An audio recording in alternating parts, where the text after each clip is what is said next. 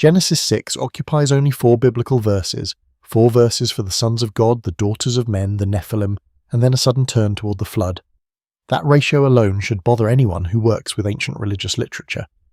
Ancient writers did not usually compress a trivial idea into a cryptic fragment and then spend centuries circling its consequences.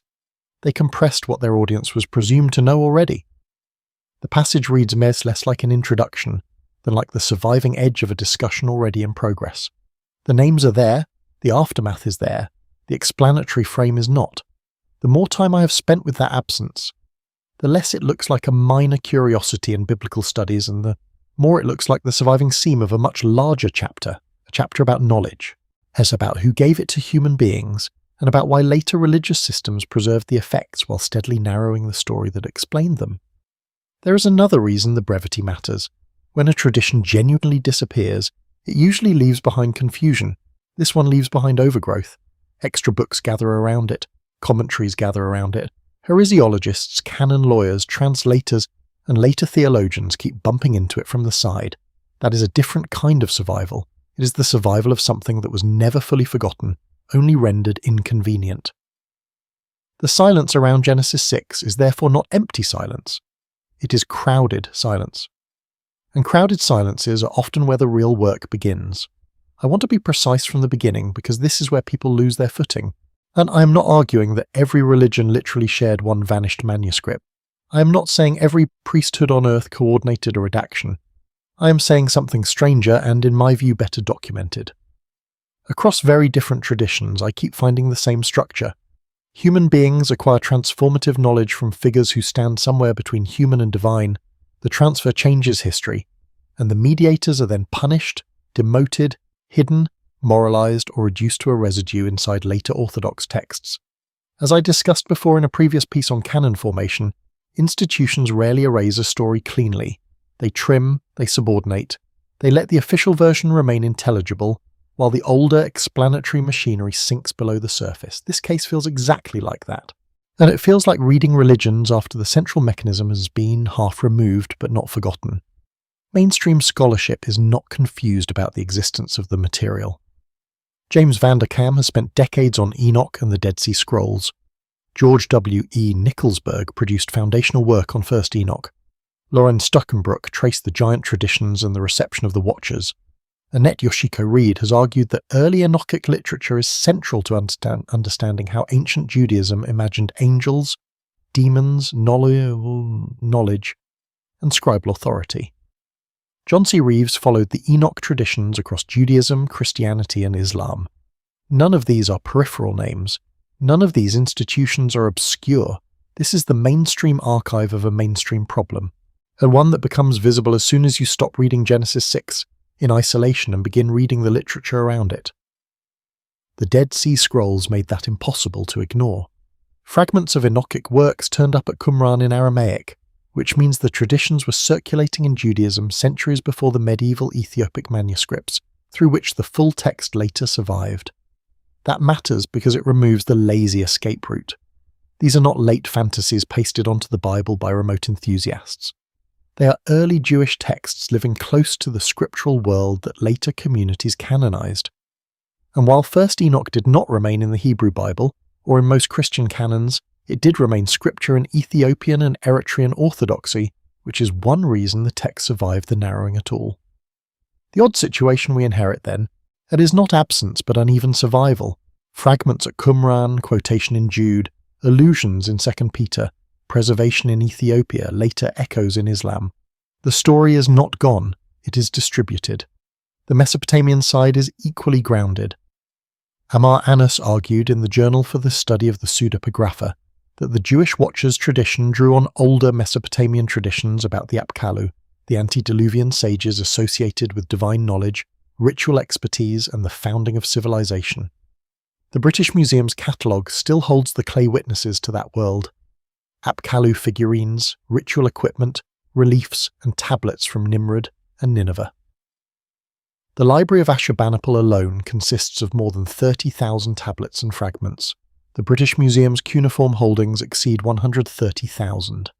The Penn Museum houses almost 30,000 more clay tablets, so when this subject is treated as speculative terrain, I find that framing misleading. It is not fringe terrain, it is museum register, excavation report, philology seminar terrain.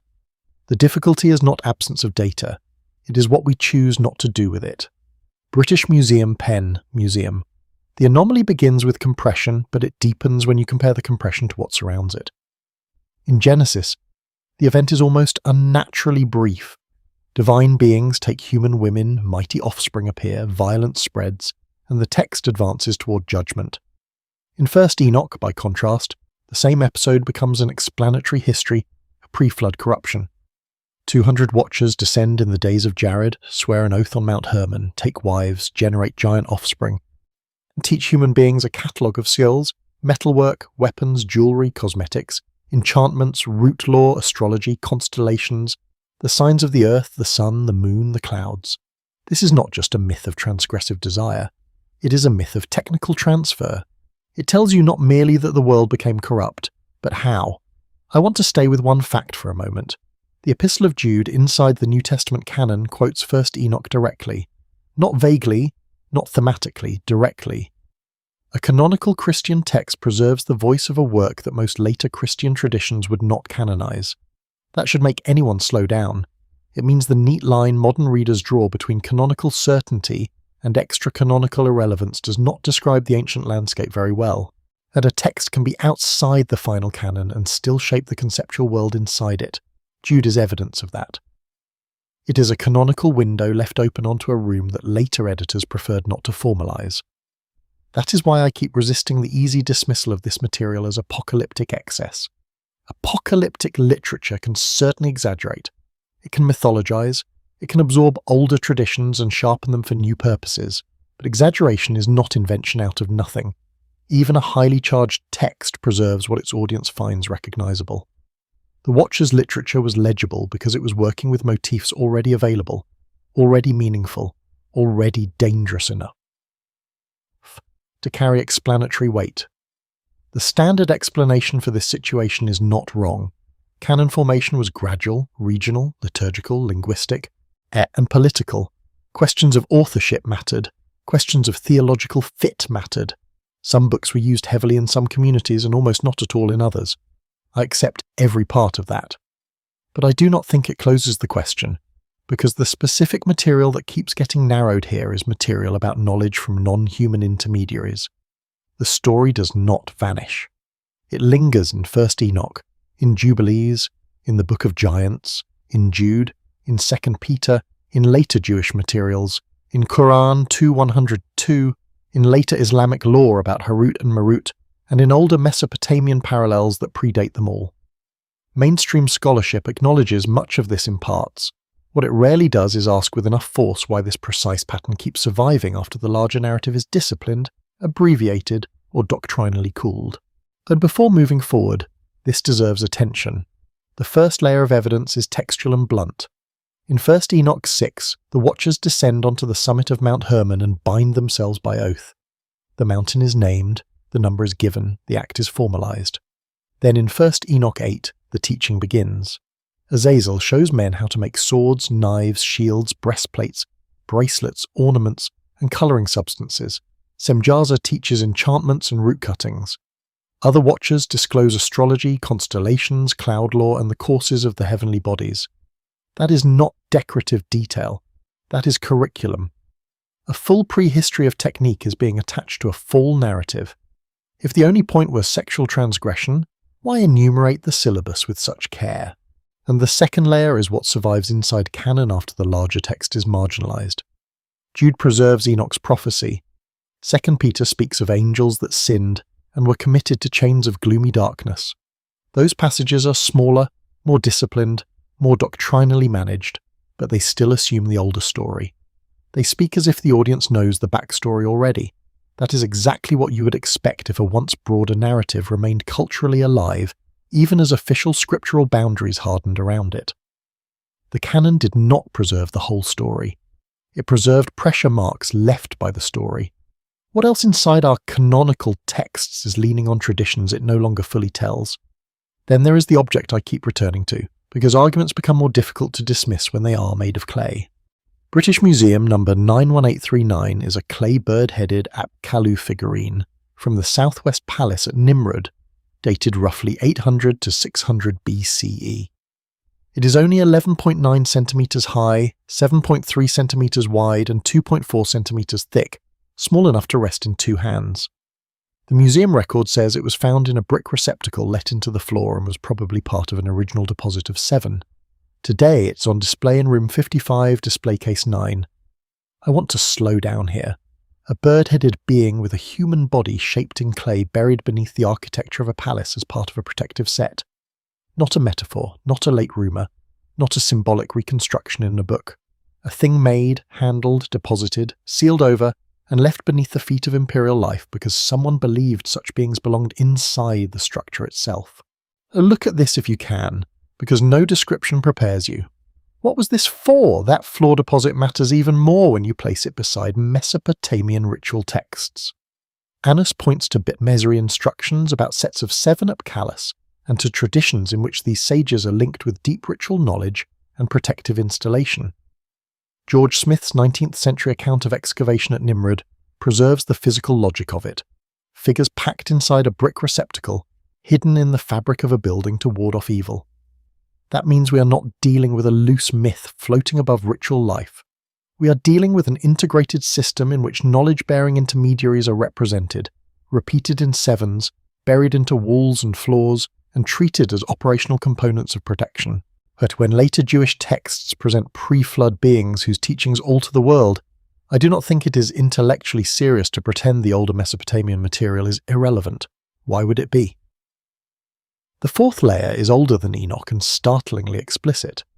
Berossus, as preserved by Eusebius, says that Oannes emerged from the sea near Babylonia with the complete body of a fish, but with a human head and feet beneath it, and that it instructed humanity in writing, science, crafts, city founding, temple building, law, geometry, sowing, and harvesting. Then comes the line that should not be skipped past. It gave human beings all the skills needed for civilized life, and since that time nothing additional has been discovered. That is an astonishing claim. Civilization itself is presented as transmitted knowledge from a being that is neither simply God nor simply man. This is not the same story as First Enoch, but it is the same architecture, a more than human instructor, technical gifts, human advancement, a foundational crossing. Why do so many origin stories put civilization into borrowed hands? The 5th layer arrives inside Islam, but in a chastened and transformed register. Quran 2:102 refers to what was revealed to the 2 angels Harut and Marut in Babylon, and later Islamic tradition elaborates them as beings associated with the teaching of magic under conditions of trial and punishment, traces the story through Genesis 6, Enoch, Jubilees, New Testament allusions, Iranian developments, and later Islamic exegesis.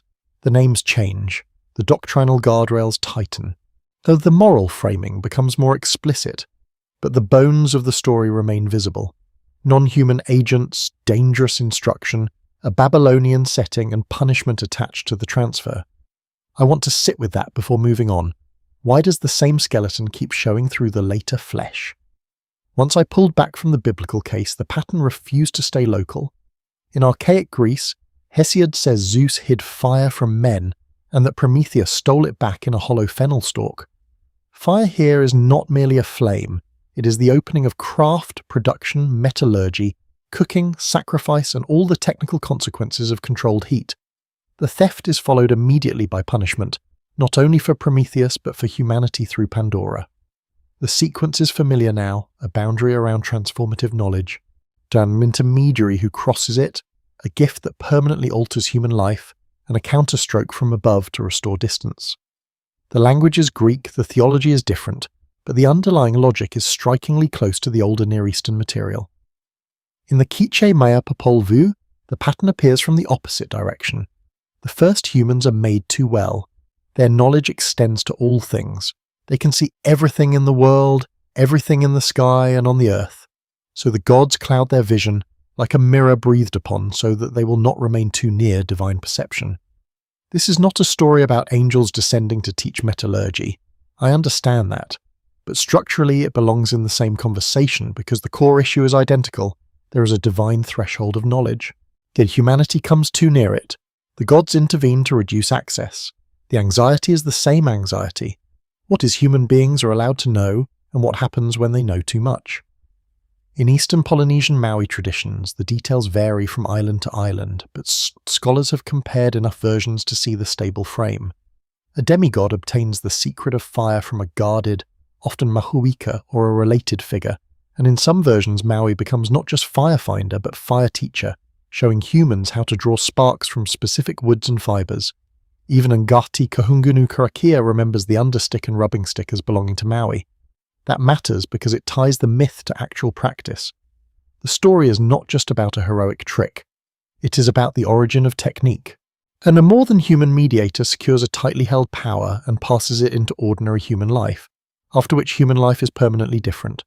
And notice something else. These examples are separated by geography, language, and in some cases by the absence of any documented contact that would make simple borrowing an easy explanation. Quiche Maya tradition did not inherit its clouded eyes passage from Hesiod.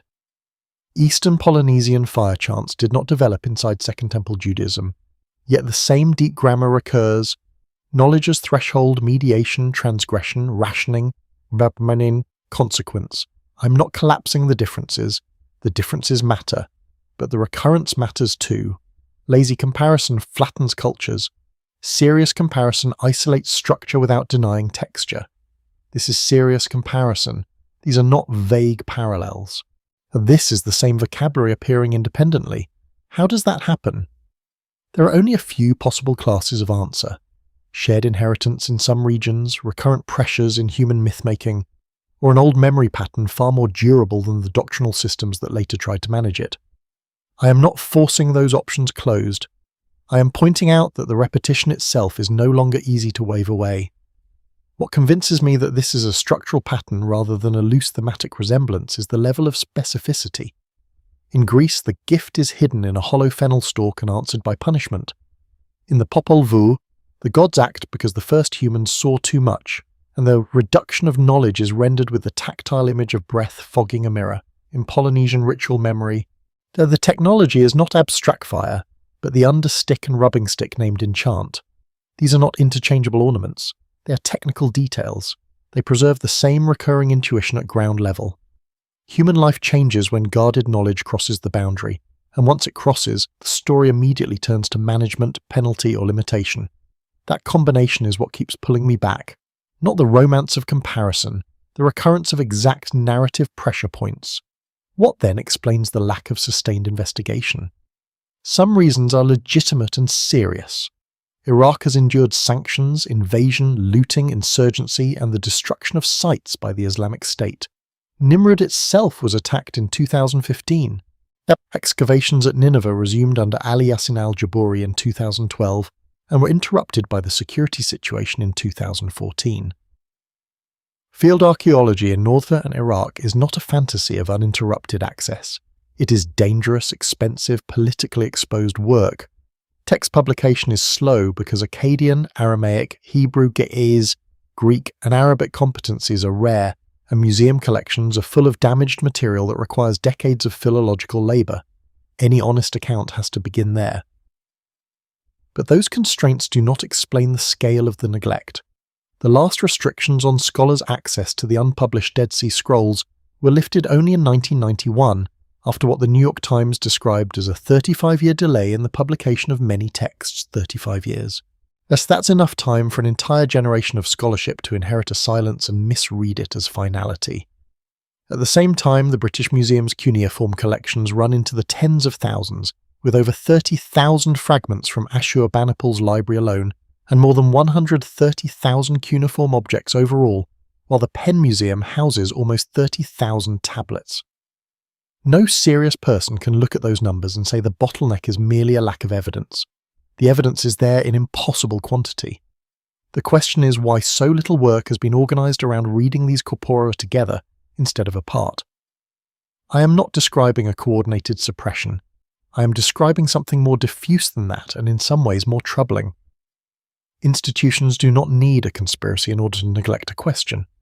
They only need incentives that reward narrower questions, safer specializations, manageable corpora, and interpretations that do not force one discipline to become literate in the evidence of another.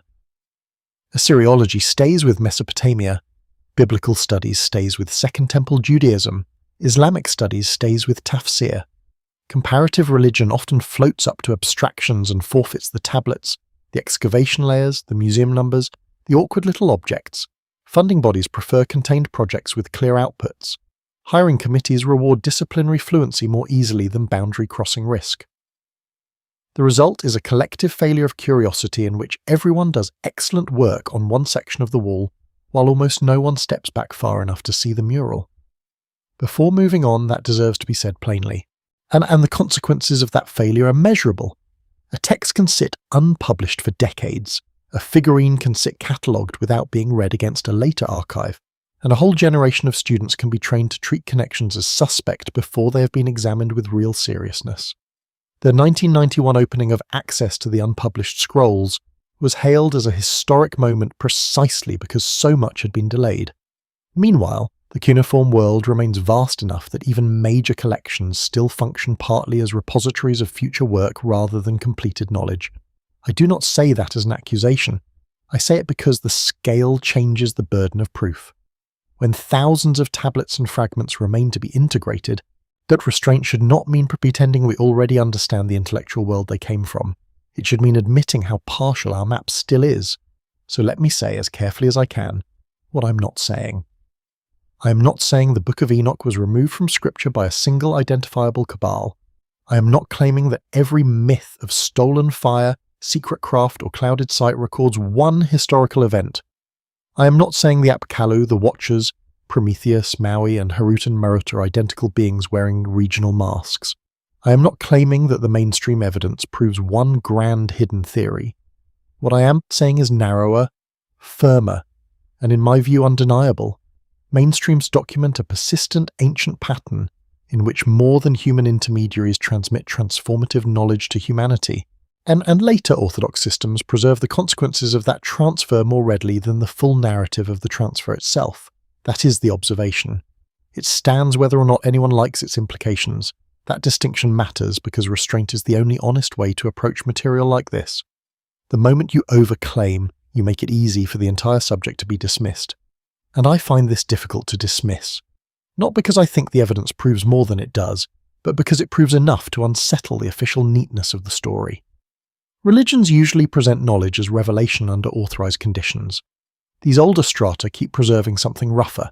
Instruction from compromised beings, gifts that arrive sideways, techniques that do not feel fully sanctioned, and a lingering anxiety that some advances came to us in morally unstable ways.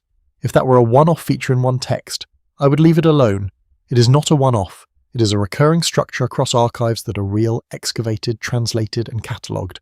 And once that is said, the unanswered questions start arriving too quickly to ignore. Why does Genesis preserve the aftermath of the Sons of God episode while withholding the explanatory frame that Second Temple Jews seem to have known?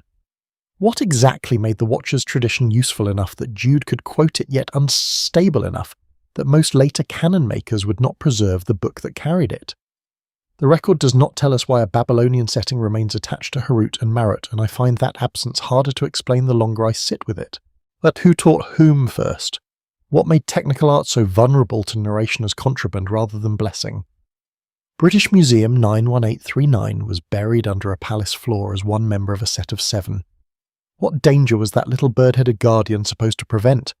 And why did protection require concealment? Why do stories from Greece, Mesoamerica, and Polynesia keep returning to the same intuition that knowledge changes human status and must therefore be stolen, rationed, blurred, or punished? When ancient writers list metallurgy, astronomy, enchantment, and cosmetic art in the same breath, what picture of civilization were they actually trying to preserve? I can make the questions smaller, and in some ways they become more difficult that way. Why Mount Hermon? Why 7 figurines in a floor deposit and not 6 or 8? What did the earliest readers of Genesis hear immediately in those 4 verses that we no longer hear because the surrounding literature was allowed to drift to the margins? The archive tells us that Oanni taught writing, law, geometry, agriculture, and temple building, but it does not tell us why civilizations so often imagine their first teachers as beings who do not belong fully to the human world. The Popol Vuh tells us the gods blurred human vision, but it does not tell us whether that blurring was mercy, jealousy, or simple cosmic administration. Short question. Wrong memory? The quiet answer, if I stay disciplined, is this. We still do not know what story the fragments once formed when they were whole, and there are harder questions still.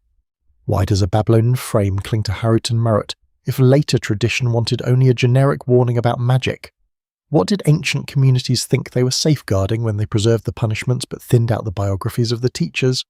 The S tell us that Azazel taught metallurgy and adornment in the same passage. I cannot explain why beauty and weaponry are paired there, and I no longer think that pairing is accidental. Which came first in the human imagination? The fear that knowledge corrupts, or the fear that knowledge comes from the wrong?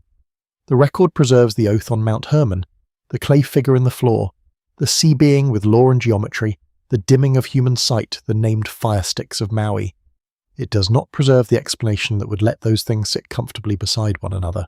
That missing explanation is the real silence. A small clay figure waits under museum light. The bird head is still there. The human torso is still there. The object was shaped nearly 3 millennia ago, buried in a brick receptacle under an Assyrian palace floor, excavated, registered, measured, labelled and placed behind glass in London, where people now pass it on the way to larger and more famous things. But scale is not the point. The point is that it exists at all. Somebody made a knowledge-bearing intermediary in clay and sealed it into architecture so that the architecture itself would stand under its protection. That gesture belongs to a world in which beings between God and man were not metaphorical ornaments. They were active components of reality. When I picture that figurine now, I do not picture a caption, and I picture the moment before it vanished beneath the floor. An artisan presses clay into form. A ritual specialist lowers the finished figure into the receptacle. Brick closes over it. Darkness returns. Above it, corridors fill with footsteps, orders, petitions, sleeping bodies, royal anxieties, readings of omens, calculations of war. Beneath all of that, the little guardian remains in place, carrying an old assumption so basic that later religions would inherit it while refusing to state it too directly. Knowledge does not simply arise. It arrives. It crosses a boundary. And its arrival alters the terms of being human. A chapter this persistent does not disappear when a canon closes. It waits in the objects, asking what we still refuse to remember.